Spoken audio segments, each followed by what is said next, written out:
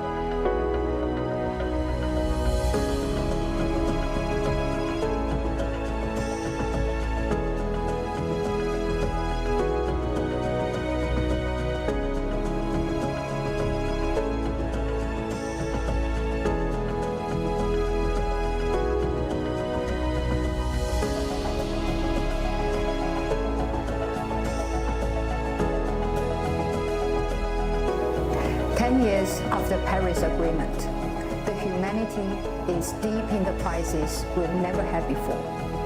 At this critical moment for global climate action, we gather in Belém, Brazil for COP30, the first climate summit held in the Amazon hinterland. On this occasion, WWF joins forces with Tencent, a great Chinese company leveraging digital technology and the global public campaign on climate change as key drivers to draw greater attention and drive more actions.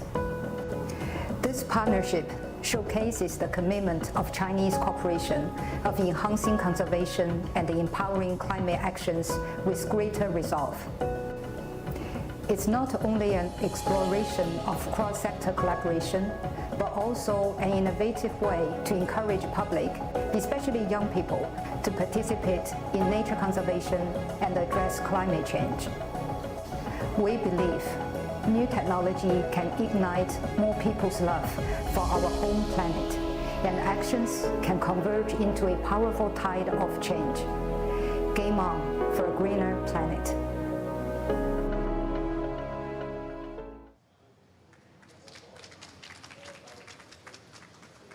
Thank you for that visual journey. Now I'd like to invite Dowdy Sumba, Chief Conservation Officer at WWF International, to make some opening remarks. Dowdy. Thank you very much. I think in China they start by greeting Ni Hao, isn't it? Good morning, everyone. Thank you for making it to this event. This is an important event for us today, where we are going to celebrate our partnership with Tencent.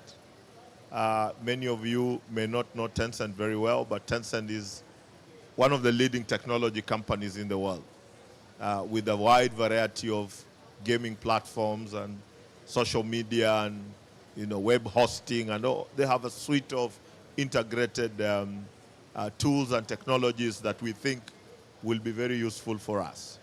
But you all know we are here in Belém because of the twin crisis of biodiversity loss and climate. All of them interlinked, intertwined, accelerating the pace of each other. And we have been working in this space for a long time as a biodiversity conservation organization. But you will realize that alone, we cannot address this issue. We need to look out for partnerships and common partnerships that help us reach out to other horizons to bring in new skills, capacities, constituencies, to help build this whole of society approach to address climate. And that's why this partnership with Tencent is very, very important to us.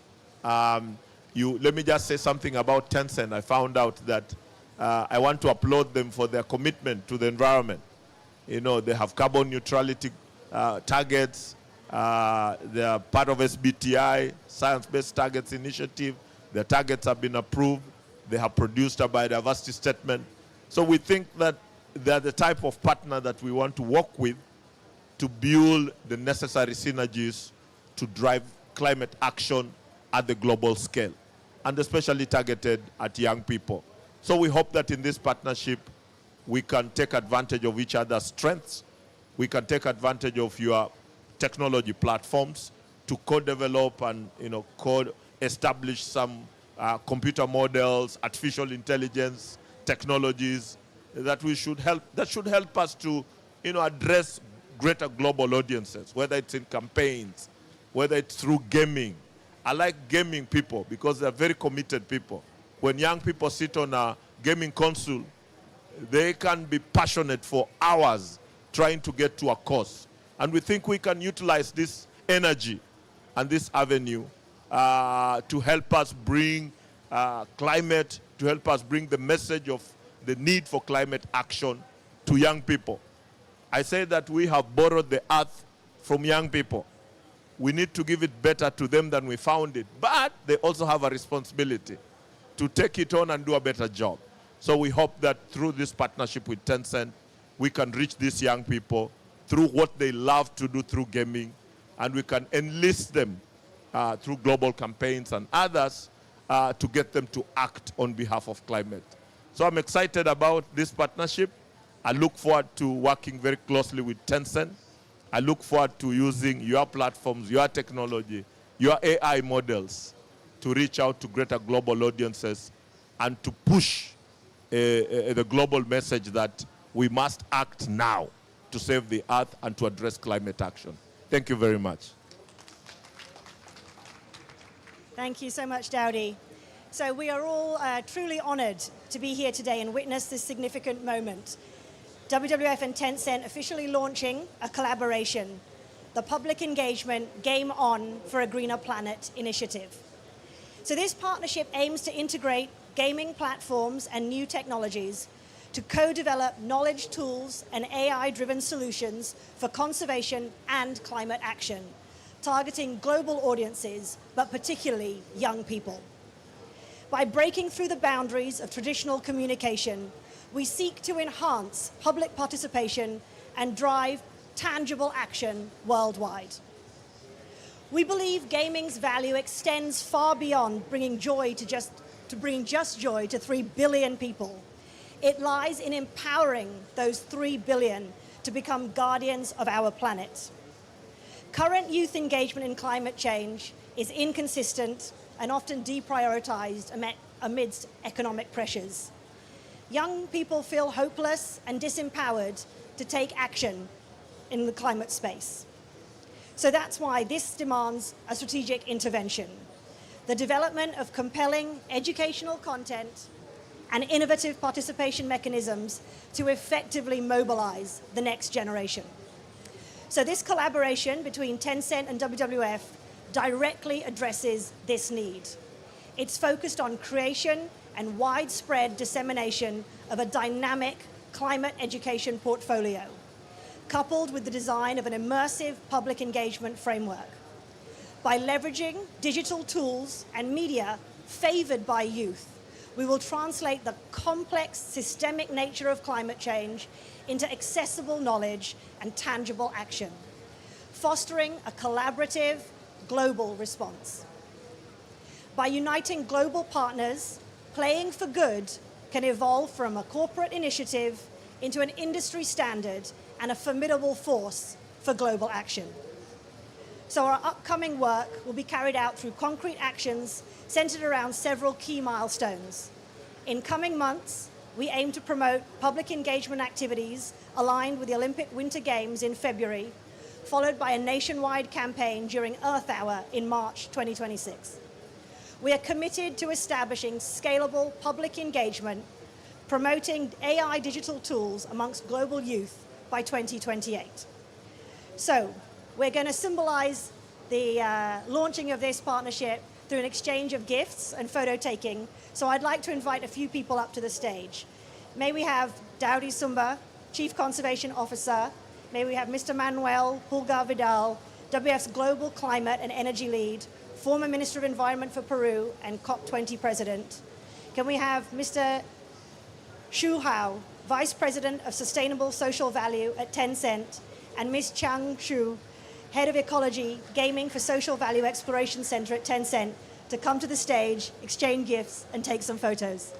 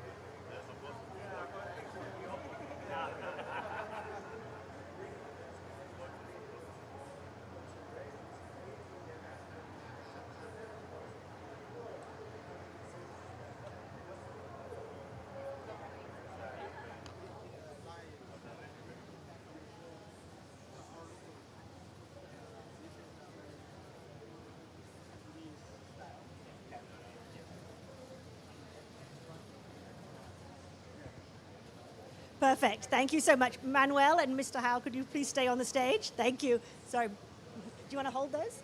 Shall I? Manuel, could I ask you to sit there? Thank you. Maybe, yeah, if you could take, thank you. Maybe before we get involved in the in our panel discussion, maybe the two of you could just make a few remarks on what your vision is for this partnership. Thank you.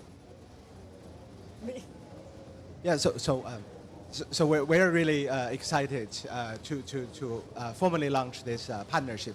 I think our aspiration is, as you just said, number one, make the often complicated message on climate change issues more easily understandable and accessible, and probably more importantly, be able to leverage our gaming platform to reach hundreds of millions of young users, if not billions. So I think that is a very critical task to actually raise awareness and the capability and catalyze actions that everybody could play a role in our process to decarbonize the economy, to combat climate change issues, to protect nature. And we're really excited and thrilled to work with WWF on this topic, because we know WWF is one of the leading organization that has been working in China and globally for many, many years. Thank you, Hao. I don't know how familiar you are with video games. I am not too much, I am a bit old to be too familiar with video games. But for sure, I have seen video games. And you know that in video games, always, or at least most of times, there are some elements that you can capture to empower you, no? To provide you more power to achieve the objective of the game. That is very, very common. It could be a star, it could be a symbol. It's something that empowers you. So I was thinking, because of this partnership, let's imagine we are in a video game. What are those elements that this partnership would provide us to be enough empowered to achieve climate objectives? And for me, there are two, and Hao has already mentioned one of those, awareness. So if we are able to get the element of the awareness, the person playing is going to have more power to continue moving their actions forward in a more effective and coherent way. Because we do need to have awareness mostly in times of misinformation, disinformation, and even denialism. So that is the first element. And what it would be the second element, probably even more powerful if we got it, it is the narrative. So to get the narrative, it is so important for the current times. Because the narrative means that we can transmit a message in an accurate way, that we can have the power to convince the other by being well supported in the awareness and to continue bringing more people, more citizens, even more the youngest people into the table to work together towards achieving climate objectives as sooner as it is possible. Probably in this game, who is gaming it, who is the player of the game, by getting that element, we'll have many partners working with that player as a way to continue moving steps forward towards achieving those objectives. So that is my vision, awareness and narrative.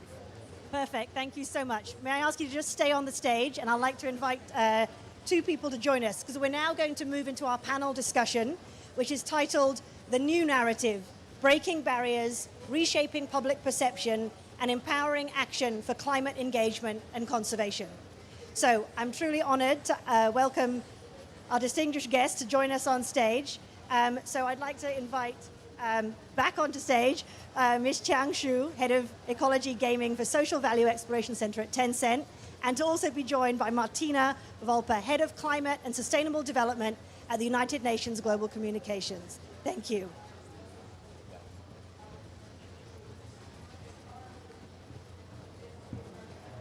So, Manuel, if I may just start with you, could you maybe say some introductory remarks on kind of redefining the narrative? So how we move from climate anxiety to action-driven hope. Kind of how to transform the public maybe from fear to empowerment. So how to explore that kind of public perception and motivate engagement. Look, that is a simple question because it has the answer in its formulation. The point it is that in the climate debate, we have to move from anxiety to hope. That is fully true. Something that unfortunately in some way we are losing. People is losing hope on this process because we are not on track, because the speed it is not as it is not as much as we expected it must be, because we are not yet there in the 1.5 trajectory and in the net zero. So the point is, what should we do to recover hope even or despite these difficulties? And for me, what we have, it is to walk different pathways. The first pathway, it is the pathway of the economy. So this that used to be more a political process, now it is clearly an economic one. And it is going to be the economy that will show us the way forward. It is the economy that will show us that this is an irreversible and unstoppable process. It is the economy because of new technology, because of new signals from market, from investors, from bonds, from different instruments that will show us that despite of resistance, we will get there. But it is not only an economic process, it is also a social process. And that is why the importance of this partnership. Brazil has done something fantastic for this COP. They launched this global ethical stock take. That means that for the first time ever, we are entering into the ethic debate. That it was the missing piece of the debate. And ethic means to raise some values, the value of justice, the value of rights, the value of solidarity, the most important. This partnership, it is focusing on solidarity. It is focusing on understanding the other and working together towards achieving objectives. So that is the second way to get hope. And to get back into that hope, sense of hope that we used to have when we adopted the Paris Agreement. And probably the third one, it is more related on where we are. We are in the Amazon. We are in the house of nature, discussing climate things. So it is this synergetic relation in between climate and nature that can make us more able to achieve those objectives. Sorry, I was missing one more point. Sure, extremely important to this partnership, the power of technology. So technology can help us to do that. How can I call it? Sustainable driven technology, solution-supported technology will help us to achieve objectives and to recover that hope. So that is what we are celebrating today, that we are talking about technology, the use of technology and connecting technology with users, mostly with the young people and even with children, because we are working not only for them, but even for next generation. Perfect. Thank you, Manuel. And also, it's a great segue into my next question, which is for Mr. Xu. What are the new technologies, and can we empower climate action and conservation efforts? How can tech be applied? I'm actually a trained environmental engineer. So like most engineers think. When I think about this, I always think about what is kind of the key elements in this topic, right? So if we imagine it, there are most of the carbon emission actually happens in the supply side, in most of the factories, energy generators, and then it goes through the value chain, reach the consumers, which is on the supply side. So when we think about how do we tackle the problem, we need to think about on the supply side, what are the options? What are the physical technology that is enabled us to actually reduce our carbon emission? And all the way goes to the demand side is what the message is, should we actually pass and let people understand not only individual actions we can take to contribute to this agenda, but more importantly, collectively, how can people work together to push the supply side to change? So that's the whole system, right? I think number one, communication is kind of the lubricant in the system. We must be able to make the communication very effective and very economic so that we can reach as many people as possible, as quickly as possible, so that change can be catalyzed. And secondly, if we think about along this chain what technology can play, I think there are many places where technology plays a key role. On the supply side, there are a lot of physical low carbon technologies we need to incubate and push for the innovation. And there are also digital technologies that can make existing process more effective. And then on the demand side, there are many more efficient ways than the current way to reach more people, to make the message more clear, like our gaming platform, my colleague Jiang Qu will probably share in later. That is, we think is actually a very effective way and very interesting way to make people aware and people capable of understand what actions we can take. And in between, there are the technology itself is keep evolving, and there are still many elements that the new technology, in particular AI technology, can tap into the process to help with conservation efforts, to help with communication, to help with decarbonizing the economy, to help with adaptation efforts. So there are so many possibilities that we can explore. So that's why we're very excited that we can play a role in many of these elements. Wonderful. Thank you so much. Maybe I'll come now to a consummate communications professional. If I could just ask you, Martina, how do you think we could help scientists and activists to become better storytellers rather than merely data providers? Thank you so much, and it's a pleasure to be here, and congrats on this great partnership.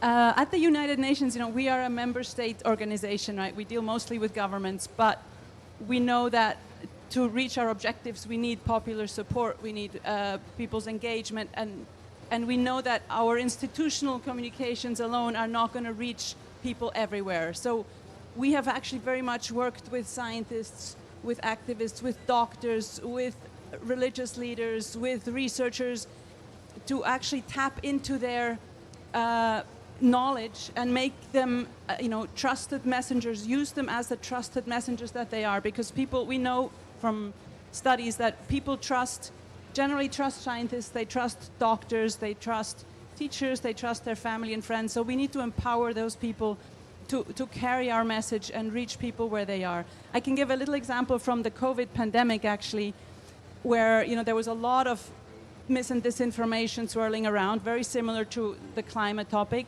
And we worked with a social impact agency called Purpose to empower doctors and nurses to become better storytellers.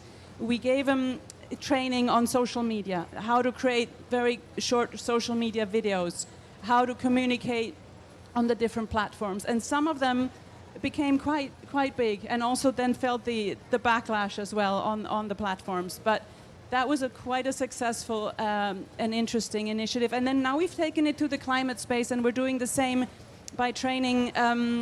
We're working with indigenous leaders, for instance, in Brazil. We're working with religious leaders in Indonesia. We're working with activists in the UK or young students, and empowering them with messaging and with tools to carry the story to audiences that we can't reach so easily on our own. Wonderful. Thank you for that example as well.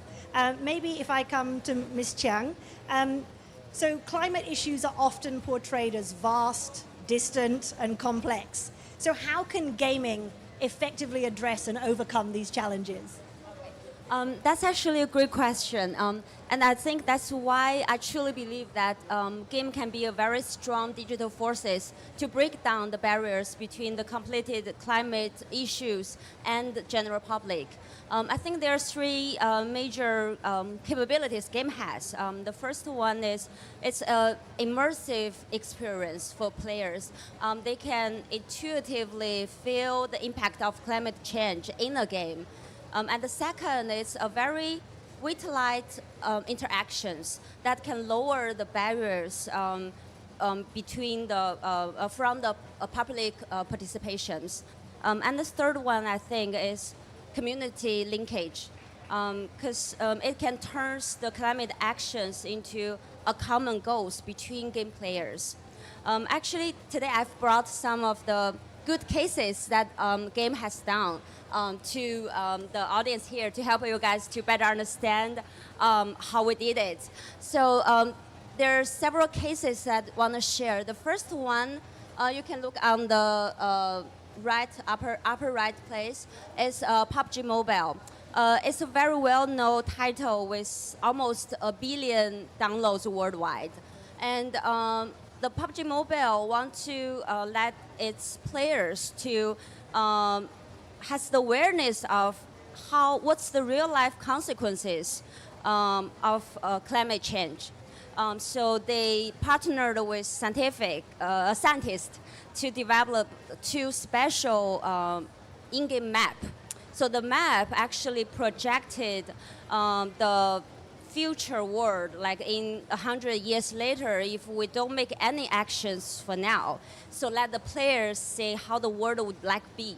So, and more exciting thing is the game even developed some environmental themed templates and components in the game that their users can use those elements to create some content, especially some maps in the game.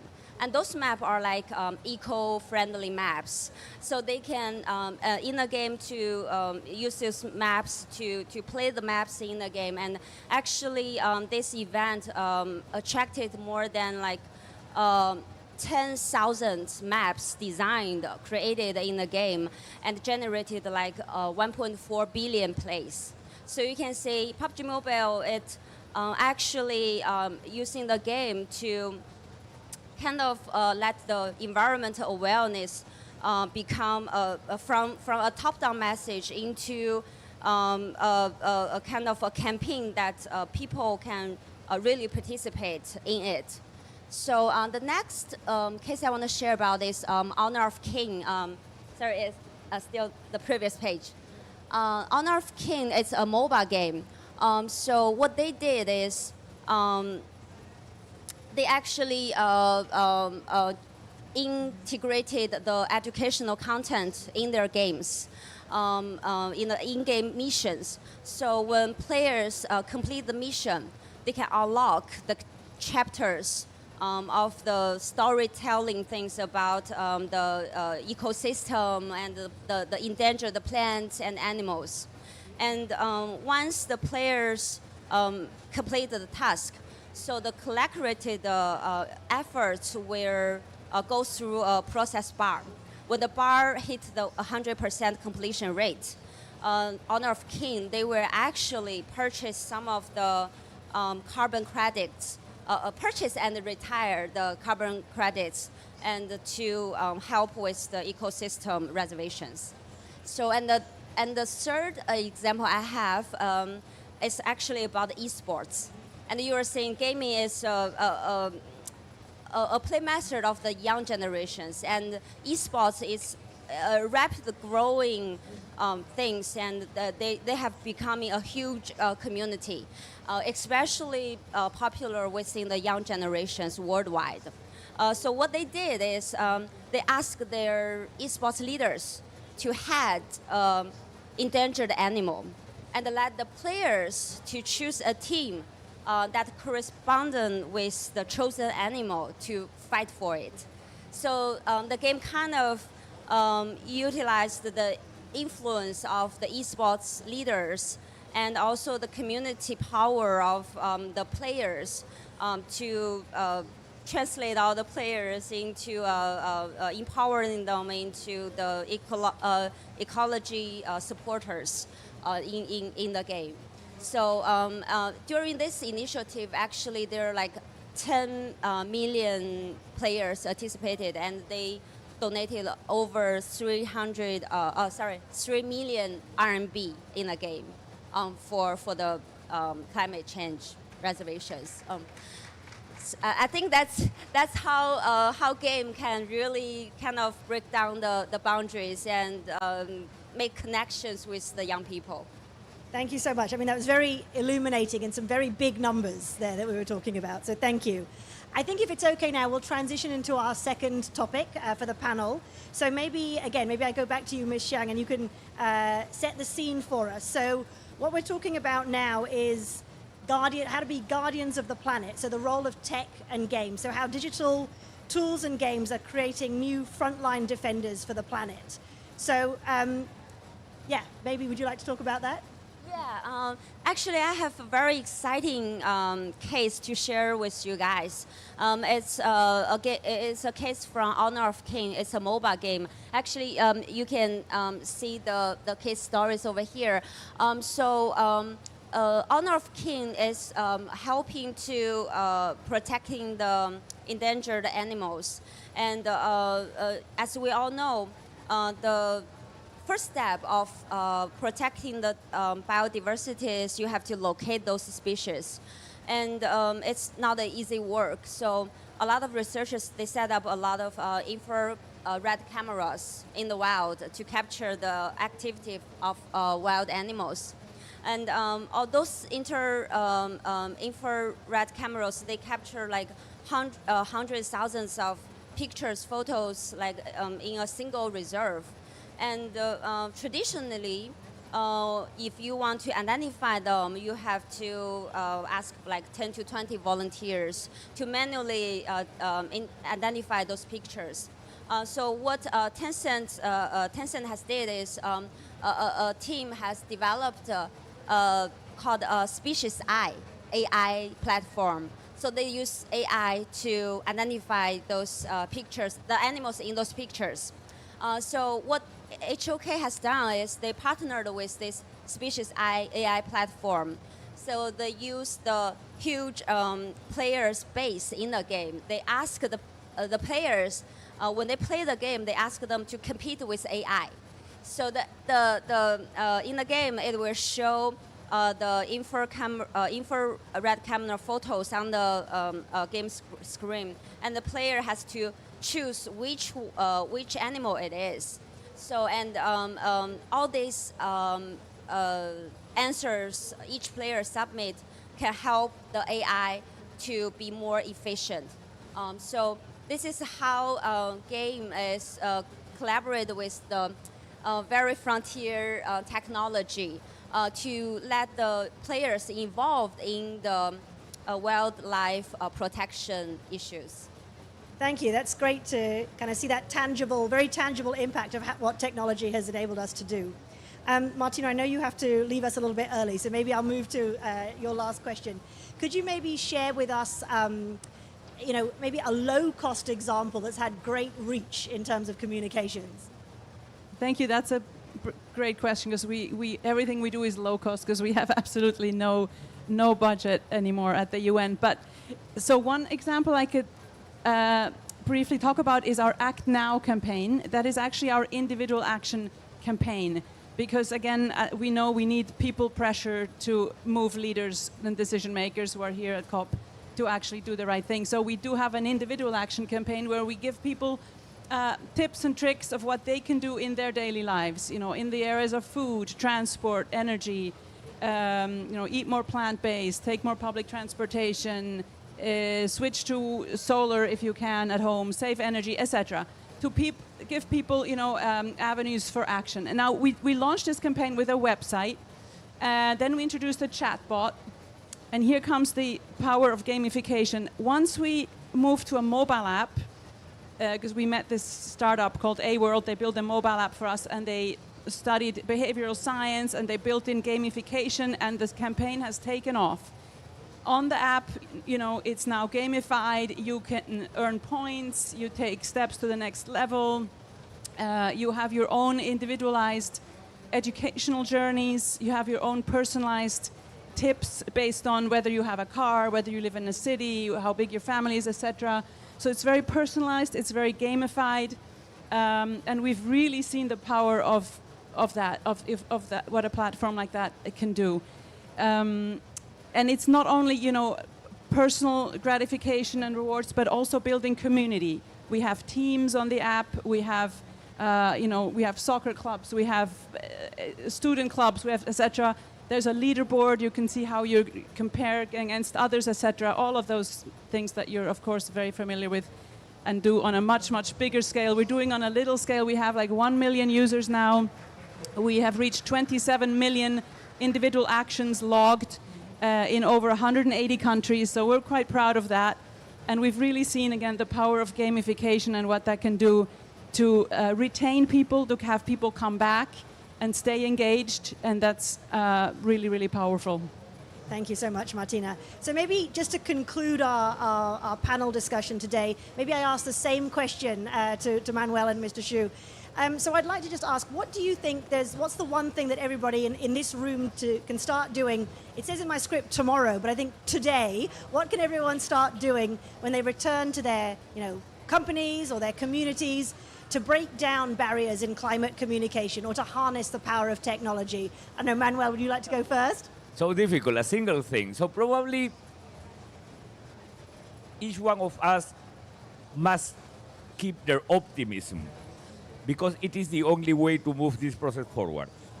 That is, look, let me say this in a very short way.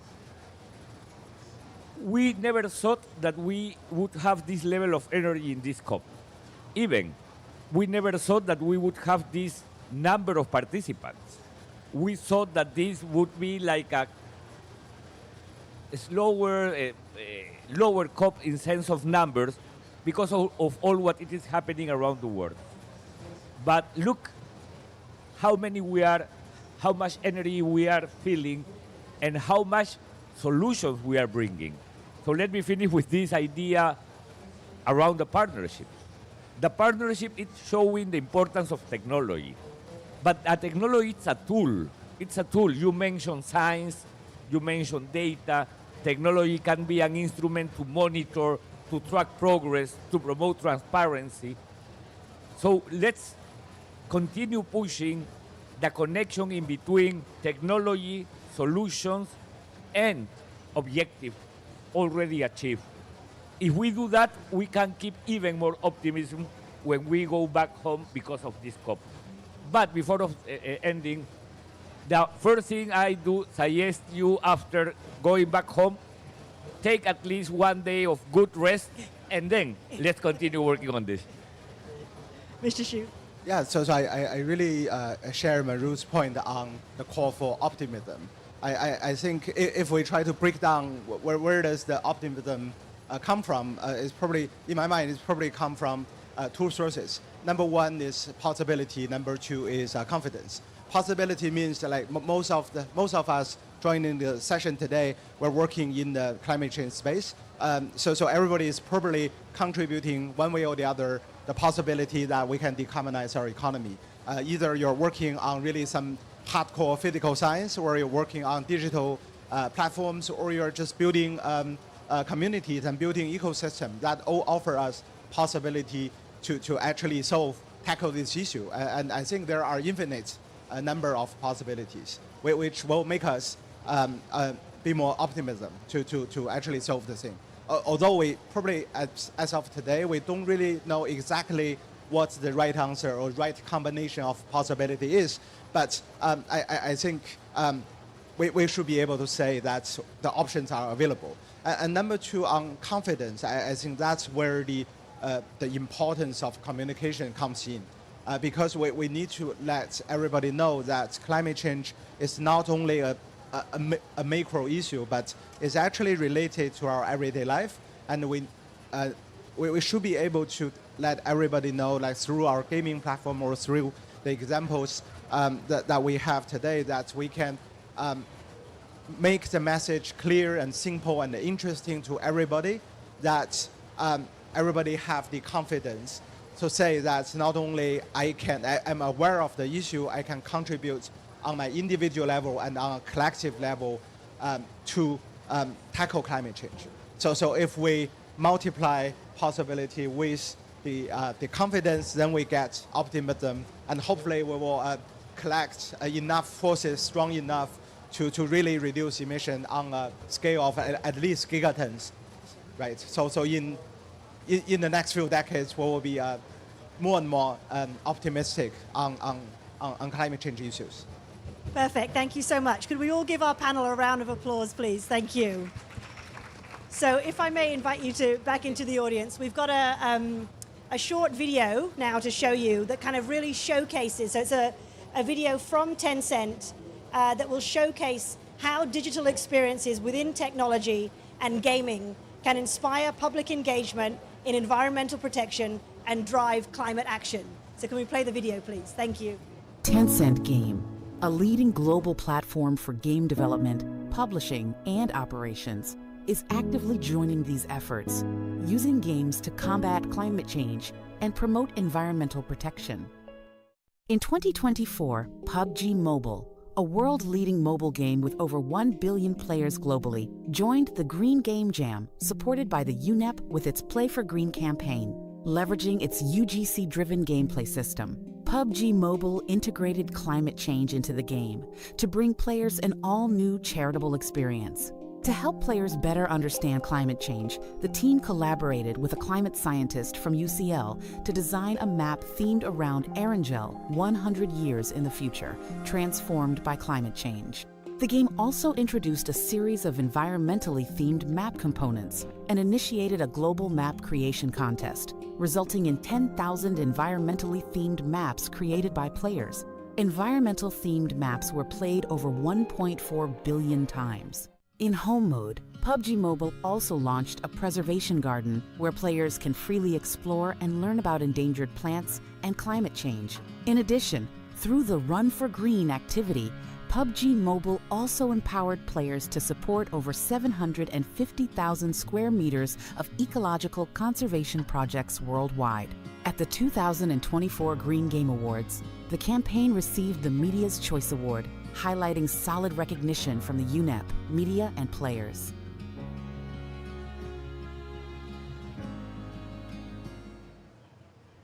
Honor of Kings is the world's most played MOBA. Honor of Kings titles combined global MAU surpassed 260 million in 2025. The heroes in the game are beloved by players for their unique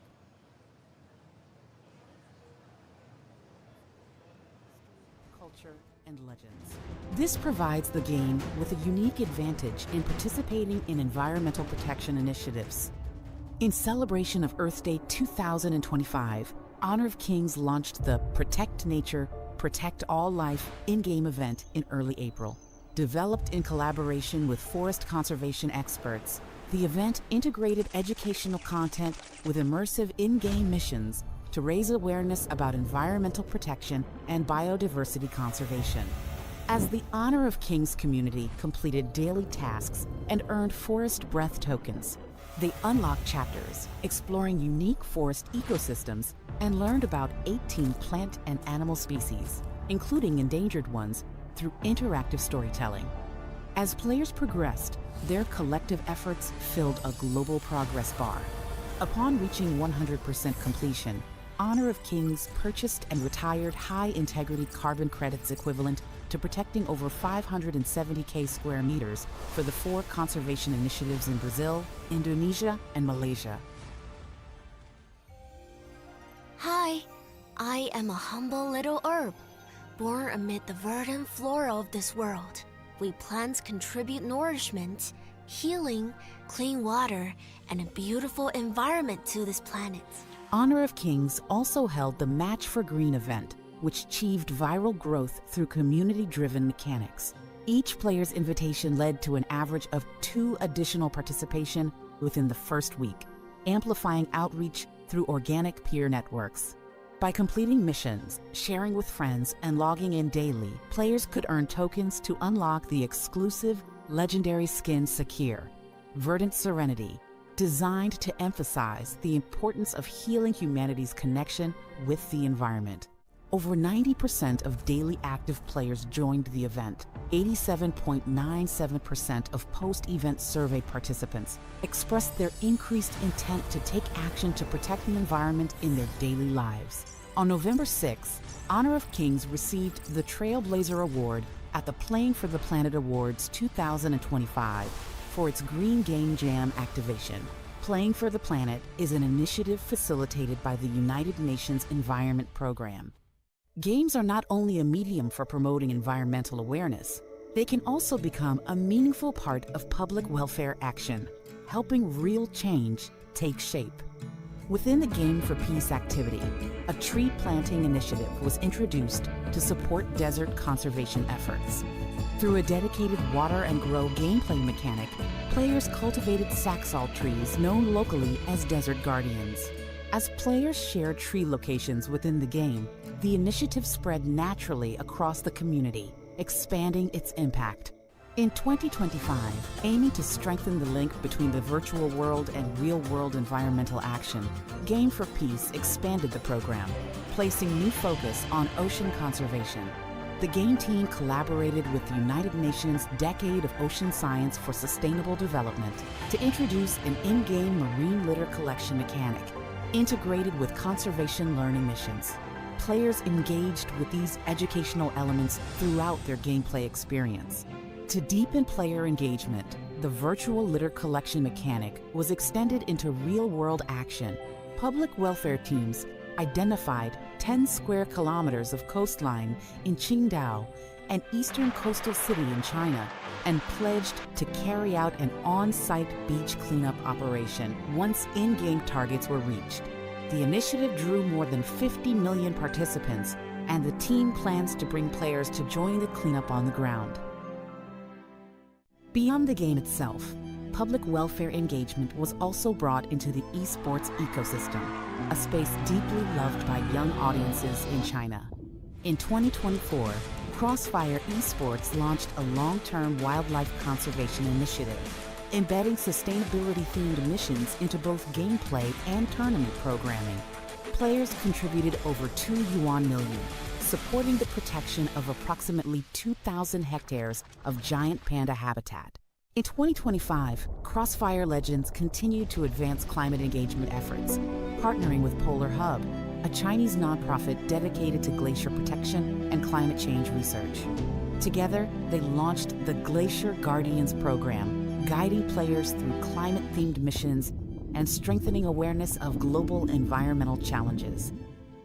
As China's gaming industry continues to grow, technologies such as advanced game engines are extending their influence far beyond entertainment.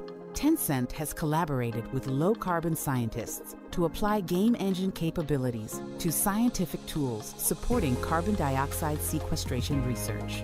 Using the 3D, rendering, interactivity, and animation capabilities, the team built a specialized software architecture that transforms geological, environmental, and engineering data into dynamic, high-precision 3D visuals. This allows researchers to monitor project status in real time and significantly reduce engineering costs. To advance public understanding of carbon neutrality, Tencent partnered with carbon neutrality organizations to develop the serious game title Carbon Island. The game integrates carbon-neutral gameplay mechanisms into its core loop, encouraging players to practice waste sorting and energy conservation in daily life.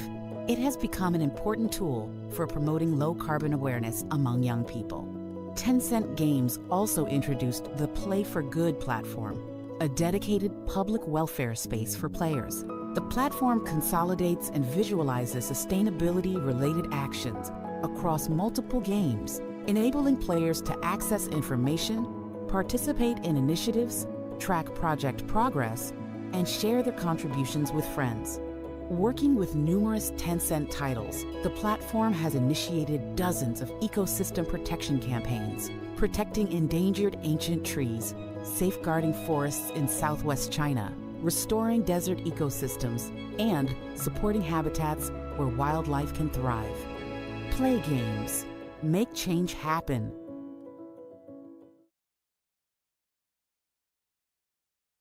Wow, okay. I was just reflecting that I have a 7-year-old and a 10-year-old at home, and I think they're going to be very excited when I get back and say, your mum is now a gamer, because I'll be joining them doing this. So maybe could I invite from Tencent, Miss Wang, to give a demonstration on the stage. Thank you. Okay, thank you. And hello guys, and welcome to the WWF booth today at the COP30. And I'm Igor from the Tencent Game and Social Value Exploration Center. And just as we mentioned, we had an initiative called like the Wildlife Initiative, which combined the AI technique and the public platform to enhance AI efficiency to like identify different wildlife animals. So we just brought it today about this demonstration. So and maybe we can have you all to join us and have a try to like explore that how the game can like boost the efficiency of the conservation and the wildlife species. So maybe, so there is a QR code on the screen. Maybe we can just scan for it and take out your phones. Okay? So I will join us.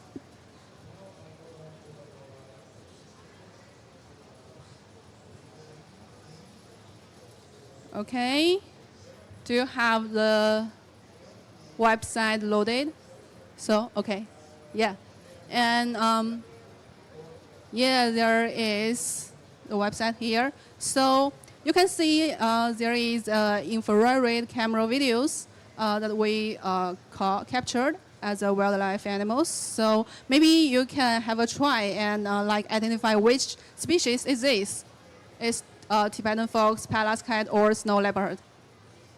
So it is a bit obvious that, yeah, it is Tibetan fox. And we maybe play again. Yeah. Oh, so cute. Also, you can have a try to identify it. So this one is Pallas cat. And AS choice is here.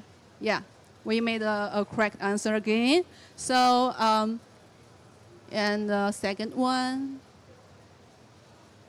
can you recognize? This one's a little bit vague, but the last one is Tibetan fox. Yes. Okay. So there is another video here. Yeah, snow leopard.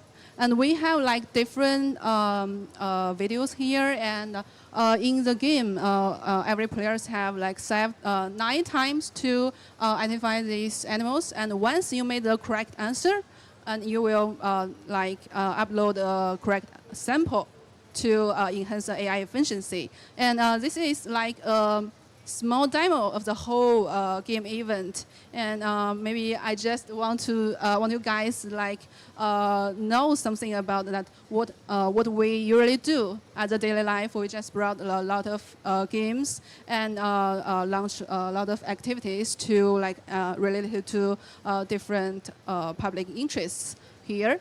And we are really excited about today's collaboration, and maybe the next year and the future we will collaborate with the WWF and launch a lot of different activities like this. And just as the panel just said, and we can do this for us only. So we need to inspire the young generations to join us and maybe give their young generations power to help us to protect the biodiversity and the conservation. Yeah, this is a small sample. Thank you.